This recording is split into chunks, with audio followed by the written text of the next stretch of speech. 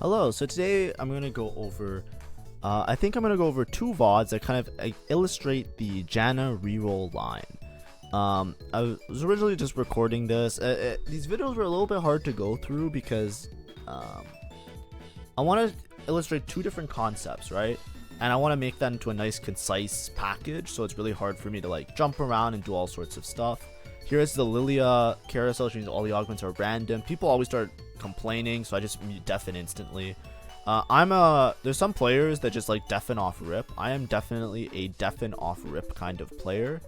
The reason I do that is because in most cases when people start pinging or saying stuff, it's almost never useful. It's always like somebody complaining about something that's like non-impactful to the game, right? Or like something went wrong in their specific scenario, and then I'm like scanning boards trying to look like, oh, is somebody 3-starring a 5 cost or some shit? Like, why is there so many spam pings, right? And so just to not get distracted at any point in the game, I just deafen, right? To no ill deed of anybody. So if I see anything that's like, yeah, this might be a deafen, I just deafen instantly. Anyways, I will show you two parts of this video, right? Because I'm originally gonna make them two separate videos, but then it, like, you know, what if I hit like another JANNA reroll first, and then like I have like my whole channel's gonna be JANNA games. It's like I might as well just try and condense them and combine them into one video.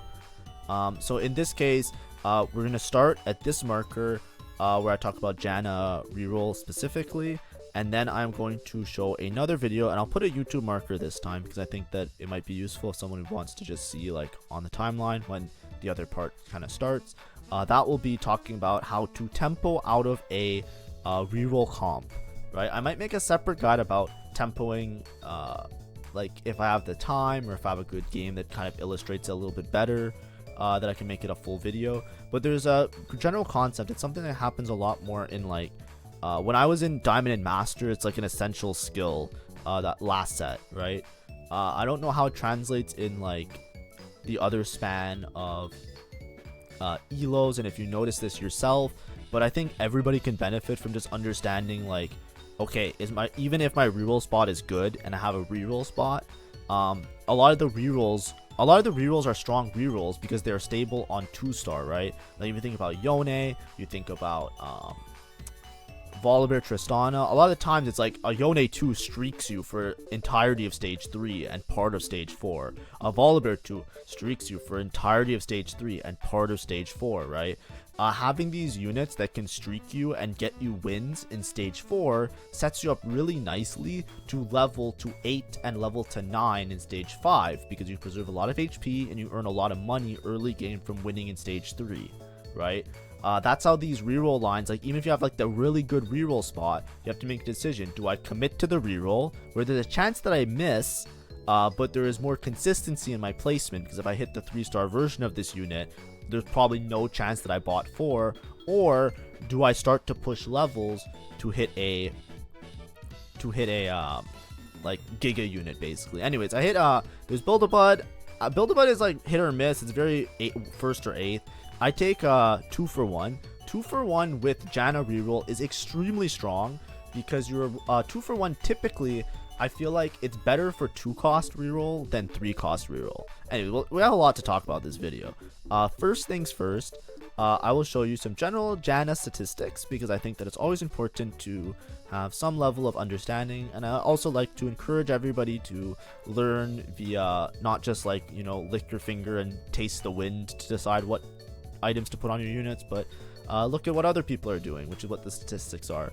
So JANNA reroll, I put here JANNA 3. The reason I love JANNA reroll is because she's very good at taking different items. The way JANNA's ability works is that she casts, and in casting, she shields one of the units on your team, which basically makes them a lot tankier, but she also can drop like bombs at random units, and especially has backline access where she can just one-shot units, because she kind of shoots like 2 little beams and they do like a bunch of damage, right? So when you're building JANNA, typically when you have like a unit that's like a support and does shielding and does like these team buff type of things, you can build them towards attack speed, right? The idea is that you make them ramp and multicast as much as possible. Think something like Sona in last set, right? You would build her with like a Gwynsu because you would want her to cast multiple times. You can also build them for mana to help them cast a lot of times. But with Janna as well, because she does a lot of damage as well, you can also build her to just one-shot AP. That's where like things like Nashers come into play, which gives attack speed and a bunch of AP. Rabadon's gives a bunch of AP, sorry. Adaptive Helm gives mana and AP, which is really good. So you're basically trying to build her to cast multiple times, right? Or to cast really fast, right? Red buff gives her a bunch of attack speed, helps her to cast, does a bunch of damage. Morello is utility. That's like kind of like if you're itemizing somebody else, you can just put all the utility items on Janna. Or Archangel's just one-shot AP, etc. The point I'm making, like even Gwinsu, which is like one of the most built items because that used to be like the style, everybody would just want Gwinsu on Janna. It's plus Delta, but it's not plus by a lot. The point I'm trying to make is that most of her items are kind of good on her, right? There's not like a certain set of items where it unlocks her potential. It's like she has a lot of utility in being flexed around different items. Now, in terms of the actual units that you play, I have these 5 costs in here. I'll remove them for now just so it doesn't get too confusing. The typical Janna reroll line is the same as if you're rerolling Zyra or rerolling Zoe. So I have all of these 3-star at the bottom.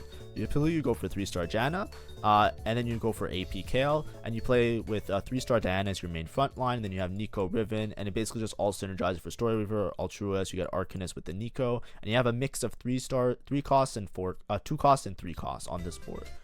If you find more Jannas, you play Janna. If you find more Zyras, you can itemize Zyra. That's a little bit less common. If you find more Zoes, then it's just Zoe reroll, right? And you just put whatever your carry is, you put next to the Kale to get the AP buff. So you're scared about getting killed in the corner, you put her on this side of the Kale, right? The AP Kale is usually better because it's more flexible around this line. But pretty much any Kale is good, right? If you put the Shred Kale, you just delay making Shred. If you put the attack speed Kale, Janna likes attack speed anyways. It just might not be as good if you hit Zoe. And then Diana is like your main tank. The idea is that typically with this comp, you would roll a little bit on 6 to try and hit as many Jannas or hit Janna 3 early. Or you would roll on 7 after to try and hit the Diana 3. But it's essential that you go 7 because you need the opportunity to hit this Diana 3 because your board kind of falls apart if you don't have a 3-star front line. Now with the changes to the reroll meta, they made changes that are going to come out tomorrow. That is that the odds of 3 costs on level 7 are reduced, and that odds has been added to the 2 costs. So this board, you probably always want to roll on 7 because it'll be a lot easier to hit Janna 3 on 7, and you also have the opportunity to hit your Diana and your Soraka. So you don't have to do the whole like roll a little bit on 6 and then roll on 7. You can just go to 7 because you only lose a little bit of percentage chance. Another board I want to show you was this board.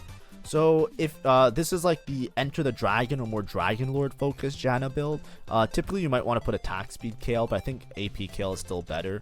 You have lots of options, right? Because Janna takes the 4 costs really well. You can play towards Galio, Annie, Lee Sin. Here you don't have to go for Diana 3 because you're just tempoing to play around these more expensive, stronger frontline units, especially after the buffs, Lee Sin, Galio, and Annie. Annie and Lee Sin specifically, I think are going to be the 2 best units in the game. Starting next patch because of the HP buffs. Annie was already a demon and hard to kill, and Lee Sin being a melee carry can be really hard to kill. The good part about this comp is that it's very high roll focused, right? I had them in before, but you can easily fit in something like Wukong Rakan to cap out Altruist and Sage in both of these versions of these boards, and it makes you extremely strong in level 9 and level 8, level 9. Like you have a lot to high roll into, which also makes the boards really flexible. Anyways, tutorial over. We pretty much missed the entire stage. I'm gonna go a little bit back, and I'm just gonna kind of skip through the rest of this game because the game kind of plays itself. I take buried treasures just because I want extra components, because I might have multiple carries. Because I'm 2 for 1, I will show you the main trick whenever you have the 2 for 1 augment. I'm talking about the prismatic augment that I took. When you buy a unit, you get 2 copies of the unit, right? So as you can see, I bought the unit, I get 2 copies of it. It's really good for rerolling, and it's really good for hitting multiple 3 stars relative to your board, right? So what I'm doing here is I will I'm hoping to see it now. Do you get like, let's see, I should show it right on Krugs probably, right? So I'm thinking about leveling. I probably won't, but I roll, right? The reason I'm rolling, right, I could have bought the Nico I might not end up playing Nico this game. I'm probably going to play the Dragon Lord variation of this line, which I think is the worst line, by the way. The first picture I showed you is the better line.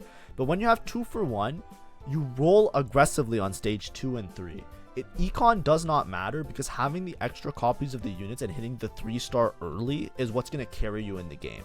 So you always want to roll. You don't want to just, like, a lot of people take 2 for 1 and then they'll buy units and sell them and use it to, like, econ up early game. That's an option, but I don't think that's how you play 2 for 1. 2 for 1, I'm pretty sure what you're supposed to do is you always roll for your units. The reason you're always rolling for your units is because it gives you so much tempo and so much strength, and you don't want to like, how do I phrase it, if you waste your 2 for 1 value early game, right, by just using it to econ up, then you're gonna have to roll down anyways later in the stage because you won't have enough turns of 2 for 1 to 3-star all the units on your board, right? And then you're gonna be in a situation where you're gonna have a bunch of units, you're gonna be like 1 off of all of them, and you'll die. So what you want to do is you want to use that 2 for 1 value to get the copies of the units as soon as possible. So you want to roll. Next turn, I will probably power level to 6 and I will roll to 0, looking for a useful unit to buy, right? It always has to be a useful unit to buy, and you just got to get the units on the board, right? So that's specific to 2 for 1. If I wasn't playing 2 for 1, I would delay buying the units as long as possible. So we'll see next turn, right? I don't really, even though I'm really strong and I'm really stable, I will sell to make and roll. I will level and roll to make sure that I hit. The thing that's really nice about the JANNA reroll board is that you can kind of go for everybody 3-star, right? You can go for Riven. She's usually not taking Riven. If you're playing the variation with Zoe and Nico, you can go for Zoe and Nico. So there's always something to get 2 for 1 value with.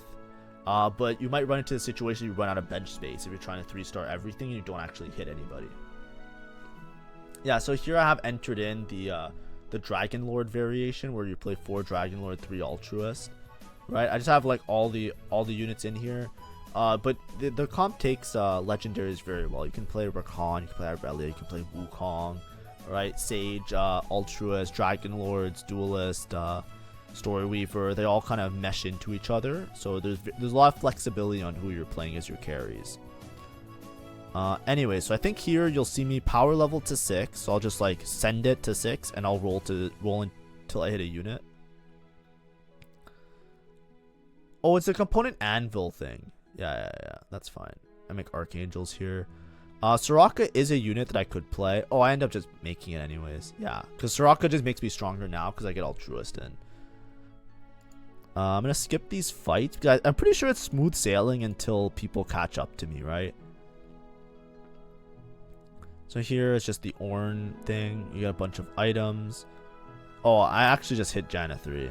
You know what? I kind of high rolled this game. What I was gonna say is that like sometimes you roll to like close to 0. Like typically like you want to roll until you hit a unit that is useful. But I keep just finding Jannas and Sorakas and units that I want. But I play the Dragon Lord variation. The last augment, because Lilia kind of shuffled the augments. I already got my last augment by now. Even though it's 3-6 after Carousel. And I just took Dragon Lord emblem. So I'm just playing vertical Dragon Lord, trying to cap out around 5 Dragon Lord, right? The only person I think that I have to be worried about, as you can see, I lost against this guy. This Nar guy, you'll see him a lot later, right? We can watch this fight in particular because I was pretty much guaranteed to streak for most. I think this guy snapped my streak twice. The reason is like the Senna Nar line, it's component anvil, so he has insanely good items on Senna and insanely good items on Nar. And it also scales, right? So his Nar is slowly getting more HP, so he kind of just like wraps around my front line. As you can see, dodge the Riven, and then the Nar lives with like 1 HP, so I just unable to kill, and the Senna is just pumping out way too much damage. If you look at my augments, I have a Dragon Lord emblem, I have 2 for 1, and I have components, which is, you know, good in a way. But if you look at this guy's items, he has like way better combat because he has a prismatic jeweled gauntlet, right?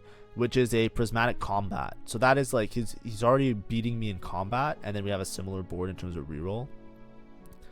I just power level to 7 here because I don't really care about hitting Zyra anymore. I care more about hitting Diana 3 or Soraka 3 because my second itemization now is on Soraka. Did I buy my 2 for 1 value? I did not. Did I forget? Oh god. Oh god. Cut the VOD. Cut the VOD. Nobody look. I might buy it at the end because I usually check, but I might have forgotten this turn. Two for one.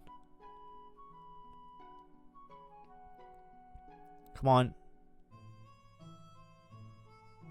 Oh, that's so bad.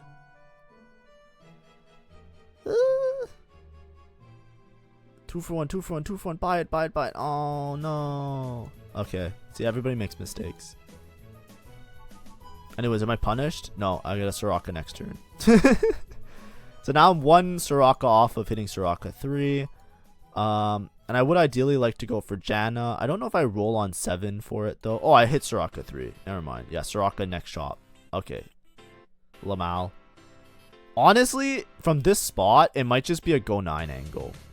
Right? I should be stable enough to go 9. But that's the glory of this Janna reroll comp. As you can see, in this variation, I just did Soraka and Janna. I just shoved whatever items on Soraka. I have most of my utility. I don't have Shred though, right? I have 2 anti-heal items. Oh god, I made a mistake here. When did I slam Sunfire? I slammed it early, right? I made Sunfire and Morello. Oh, that was bad. So instead of Morello, I should have made Guard Breaker, and then I should have made Redemption. I shouldn't have made Morello. I should have made Guard Breaker Redemption. Yeah. And I maybe should have held that tier for a Shiv. For Shred. Okay, I made a mistake there. That might cost me late game. We'll see. I don't have Shred right now. I didn't even pick Shred kill. I picked attack speed kill. Anyways. I don't want to go over this VOD for the entirety of the game because now I'm just like leveling to 7. I'm just 2 for 1ing units for either gold. I'm not using them to roll anymore. As you can see here, I ended up hitting Riven 3. So it is what it is. It's fine. My items are kind of shit because I never made Shred, which is bad. Because Shred is really important. But I'm high health in the lobby, and I think I'll probably coast to. It's really hard to go first with 2 for 1 unless you like Giga hit, because I didn't hit the Diana. I probably will hit the Diana by the end of the game. I'm level 850 gold on 5-1. And I kind of just want to, I'm just kind of skipping to the end couple fights because I don't want to bore everybody. My board doesn't change that much. I'm kind of waiting to hit this Diana, and I just never hit. Because it's late game, I'm using my 2 for 1 just to sell for units. I have Irelia on bench. I'm basically putting Irelia for Story Weaver with Dragon Lord. I really want a Recon. I don't need the Zyra in for Sage because Sage is not as impactful to me as I think I'm just debating it. No. Yes. If anything, just get rid of the fucking Nautilus. Okay, whatever. I'm fucking dumb. Okay. That was bad. The Sage isn't that important. It sometimes is, but it isn't. I hit Diana 3, so I have Riven 3, I have Diana 3. This board looks fine. I need Recon over somebody. It's Recon over... Like, the Sage doesn't matter that much. It's Recon over Sage. I still don't have Shred this whole game, but as you can see, that's because I messed up my items. So just always make sure to pay attention, because I forgot that I had Sunfire Cape. Hopefully this is a Shred item. Yeah, no Shred. There's just no Shred this game. And I get beat by the Gnar player. The Gnar player has better combat. The Gnar player has 2 combat augments. I'm 5 Dragon Lord now. I think I got rid of the Annie. Yeah, and I just kept... I'm just 4 Story Weaver, 5 Dragon Lord. It happens because it's Irelia 2. So, you know, you just want to have Irelia 2 in for fun. She does a lot of damage, so it'll be strong. This Gnar guy is just so hard to beat. Because the Gnar scales and the Gnar has like the best items possible. And I'm pretty sure he has like 4 Dryad. Right? Lee Sin 2. I should just lose Sage. Honestly, I should just lose Sage. We'll watch the last couple fights of this. So this is the Faded player, 7 Faded. I'm pretty sure this guy doesn't beat the Gnar player. So the Gnar player is going to kill the Faded player. It's going to be me versus the Gnar player at the end. Yeah. Sorry for skipping around for a little bit. It's just because I want to talk about another video. in this VOD as well, and I want to keep it like kind of a digestible YouTube length because I'm going to combine 2 VODs into 1 video, and give you like another option, right? Which maybe some people won't be interested in watching, but I'm going to try it out, and if not, then I'll always separate my VODs basically. But we're going to try and do 2 VODs in 1 today. And I'll put a marker this time so that people can like check out the other one.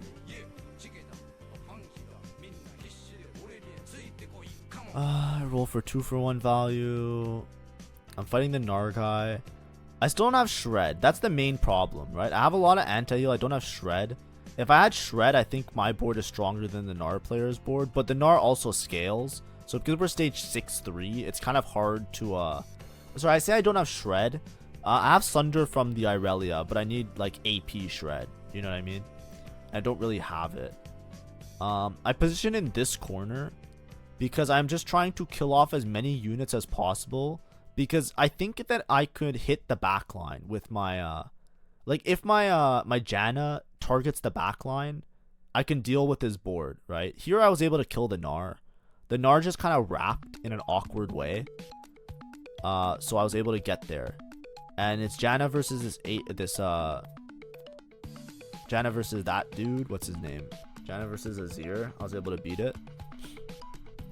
The problem is he still doesn't have Senna 3. So he will cap out a little bit higher than me. Anyways, I find a Heavenly Crest, which gives me a free Omnivamp and free, who's my Heavenly that's in? Soraka, free AP, which is really good. And I have Soraka 3, so I get a bunch of AP. I can also play Wukong over somebody. Okay, it's probably Wukong over, 5 Dragon Lord is really big, so I don't want to lose 5 Dragon Lord. That was kind of dumb. I lost a gold because I made a unit. This gives me 3 Heavenly, which is pretty good. 20 armor. That's fine. I'm looking for this Wukong because I'm trying to like end this fight. Yeah, this is fine. This is fine. And I still have 2 Sajin. So my board got a little bit stronger as well. But he still doesn't have Senna 3 is the scary part. And they just have so much HP because they scale so much, right? And he's 4 Dryad. The Ornn also dropping items. But yeah, this just shows you like relative strength with the 2-cost rerolls. And I think both these lines are going to be so much stronger now. Because now you can roll on 7 for both of them. Anyways, this one wasn't even close. So how do I lose this game? How do I lose this game? Does he just hit Senna 3 and it just fucking rails me? Because I'm pretty sure I can also hit Wukong 2 from now, right? So many Irebellias. He doesn't even hit. What? What do I do so bad? Oh, why did I switch? Oh, because I thought he was going to switch. Do I switch back? No, he switches. And then it's too late for me. Oh, I see, I see. And then I think I don't get enough damage. Yeah, because his shitters kill the... My Rakan doesn't hit the backline. Yeah, my Rakan died already. Ah, I see. It was positioning. I don't know. I don't think... I think it's just really hard to... Like, with no Shred, I'm surprised I won as many fights as I did. But it's just a second. That's fine. Anyway, this is a Janna reroll game, right? Now we're going to look at another game.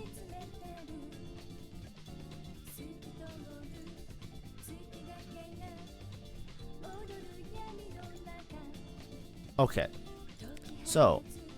the first game kind of went over Janna reroll. I gave a little bit of a guide and I showed the general board. Then I skipped towards like the late game fights because it was basically just roll for the Jannas. I had I naturaled a lot of them and I hit the I was committed to reroll from the start. Here, this game, I'd select Trade Sector. I select Trade Sector because Trade Sector is just good even if you're not going reroll because it just gives you a free extra shop each round to help upgrade your units to make you really strong, right? It's not necessarily like that one reroll is going to make you hit like 3-star version of your unit.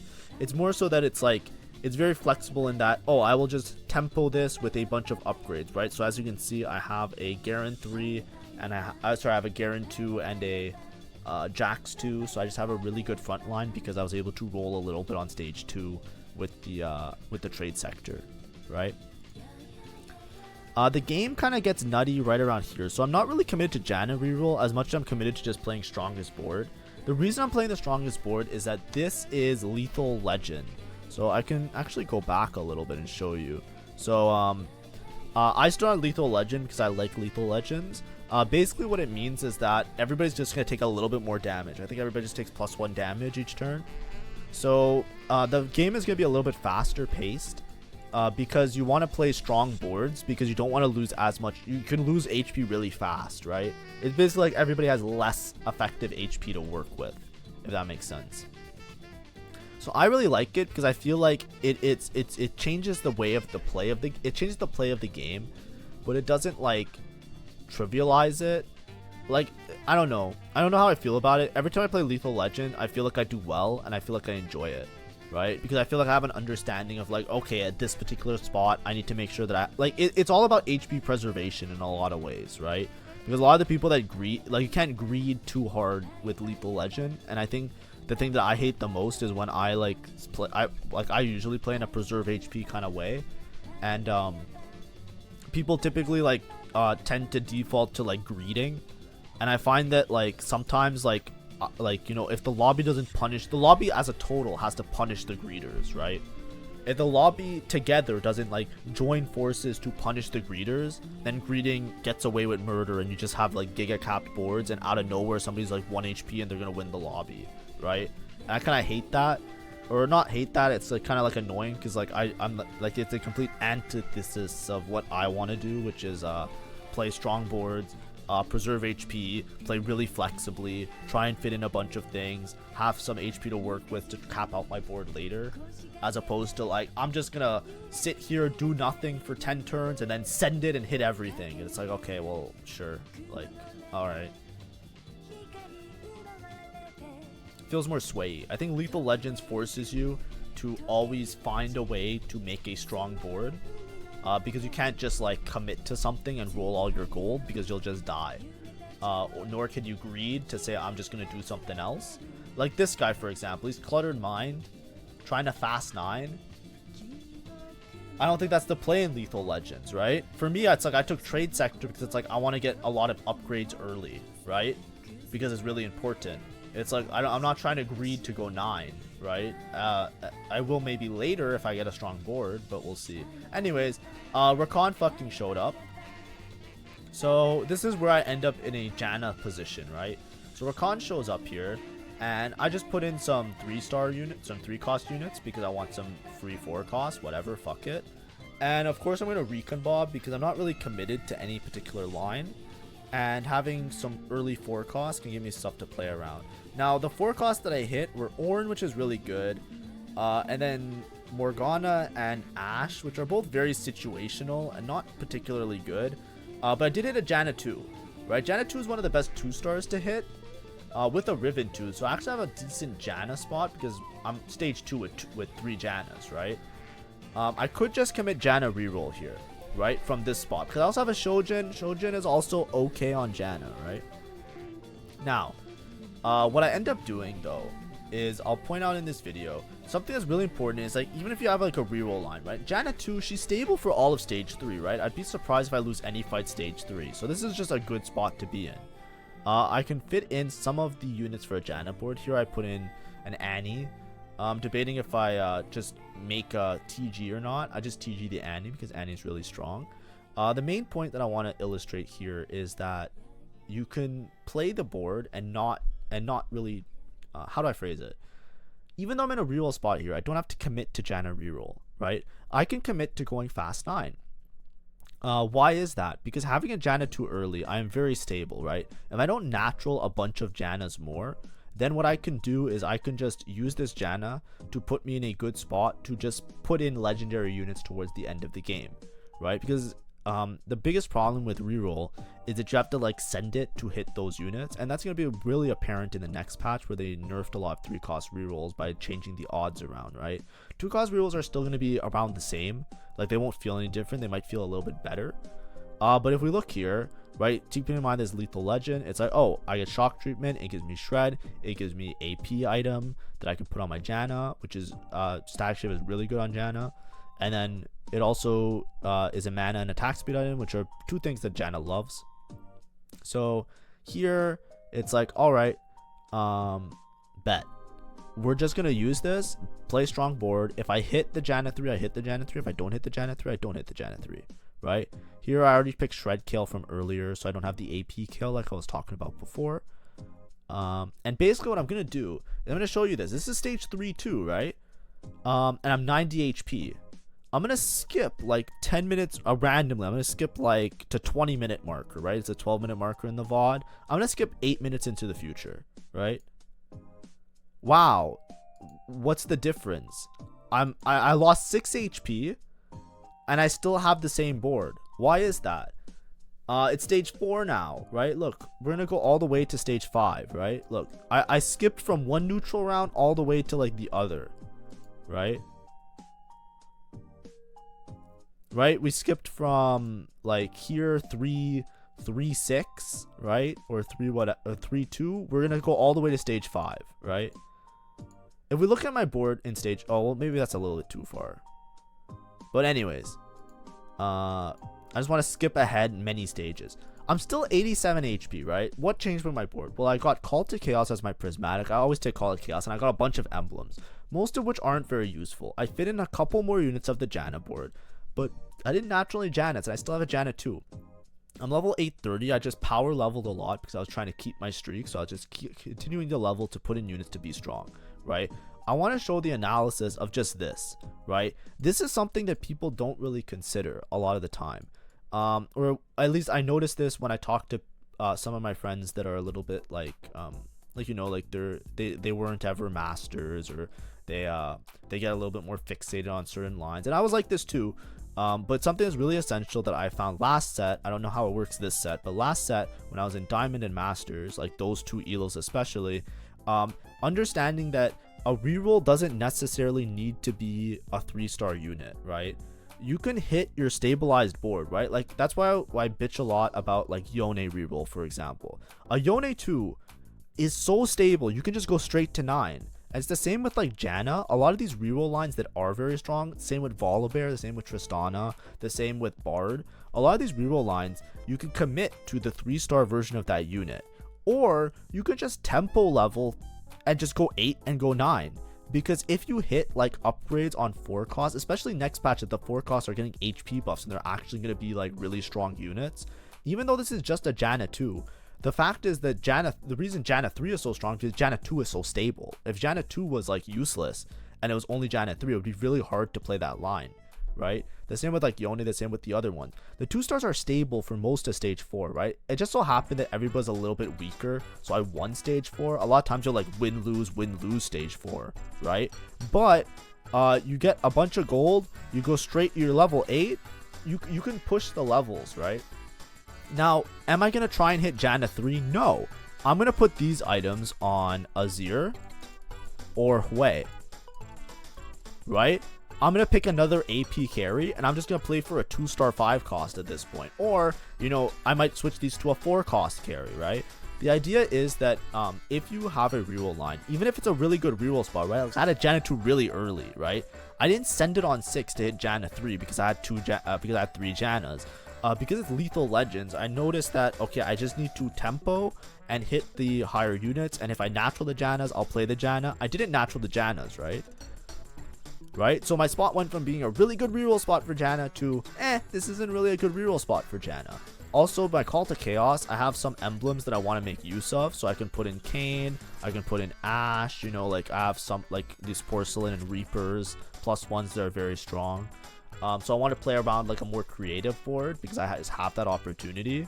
But all I'm saying is you take strong augments, right? Something that tempos, doesn't necessarily have to be a reroll. You don't necessarily have to reroll at something like Trade Sector. You take Static Shiv to make sure that your early game is really set. And now I'm just going to play towards going 9. I tempo level straight to 9 just because I want to fit in like Kayn and then eventually play Wukong and whatever. And I just want to show you my final board, right? I still kept the Janna a lot at this stage. It wasn't a good example in this game in particular, which is why I couldn't like make a VOD of this separately, because I was a bit dizzy because of the Call to Chaos, right? Because of the Call to Chaos, I was trying to find like an Ash, but there was randomly an Ash player with an Ophelio, so I wasn't hitting Ash because of the Porcelain. And then I wanted to play like the Kayn with the Reaper emblem, and it's just a little bit weird in general, right? So I couldn't just straight pivot to like Hwei and legendaries as easily as I wanted to because I was trying to play around the emblems that I got, right? But typically you wouldn't you wouldn't be in a situation of JANNA reroll with Call to Chaos with a Porcelain emblem that you have like some weird board to make, right? So I end up like holding on to this JANNA for a lot longer than I should have. I still end up winning the lobby because I just had so much HP to work with that I was able to just bleed out to a first, right? Because I tempoed so hard with this JANNA. It was fine, like it was just correct. I reforged 2 of the emblems, so now just to note, I have a Sniper and a Sage, so I end up committing to playing Ashe, right? I was going to play either Ashe or Lysandra, and then if I wasn't playing Ashe, I was going to play Irelia with these items, right?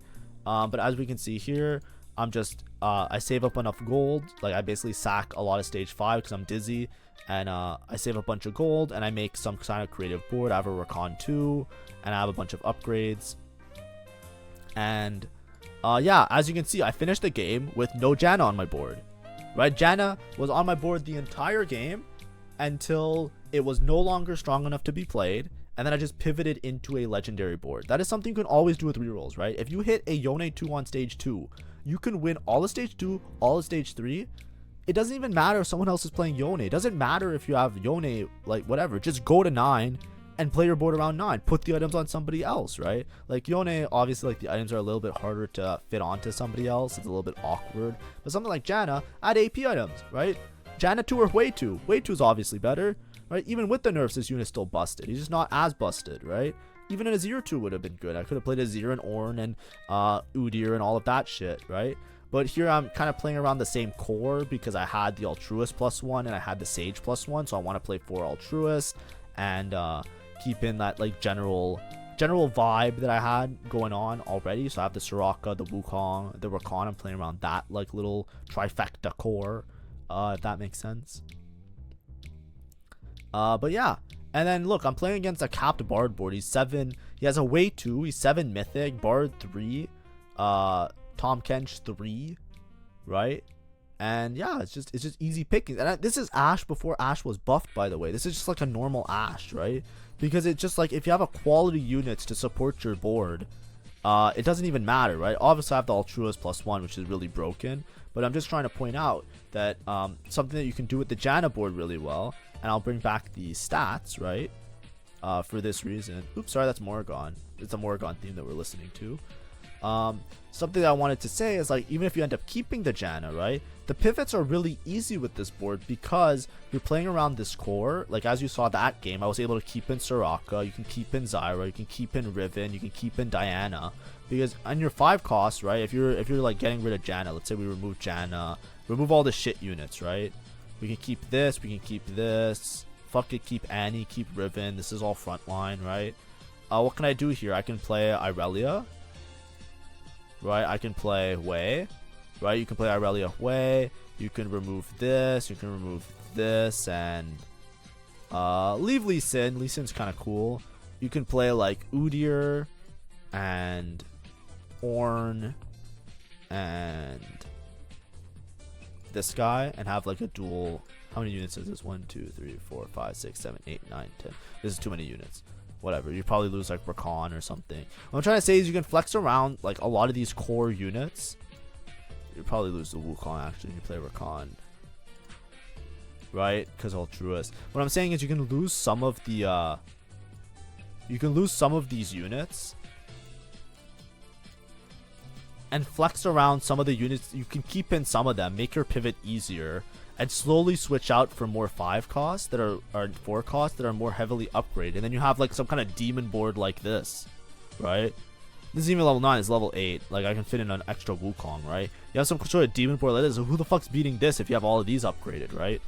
It's just how you use your gold is really important, and you want to make sure that you use it effectively, right? If you don't natural copies, don't just force yourself down the reroll line.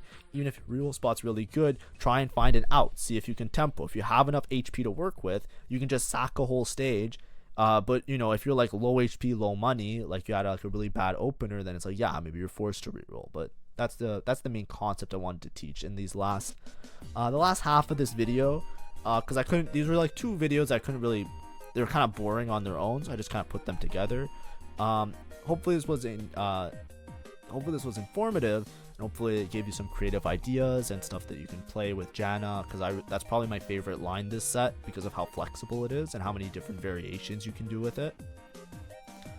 And yeah, and tomorrow I should be live playing TFT, and also there is my stream anniversary on Friday if you guys want to show up on Twitch. Bye bye everybody.